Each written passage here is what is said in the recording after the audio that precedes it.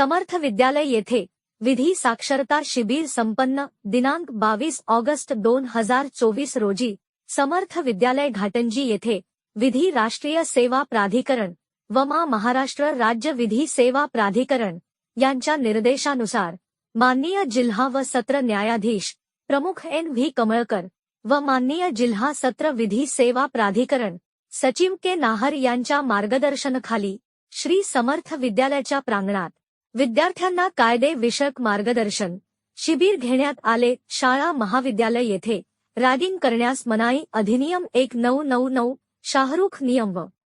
लैंगिक गुन्ह्यापासून बालकांचे संरक्षण कायदा 2012 विधी साक्षरता शिबिर घेत विद्यार्थी वर्गाचे कायद्याविषयक सखोल माहिती व ज्ञान देण्यात आले।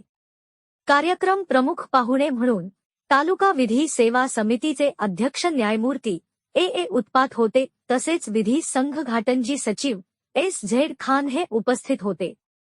शिबिरात विद्यार्थिनींना लैंगिक अत्याचाराबाबत माहिती देत अत्याचारास घाबरता पोलीस तथा कायद्याची बाजू समजावून देत मौलिक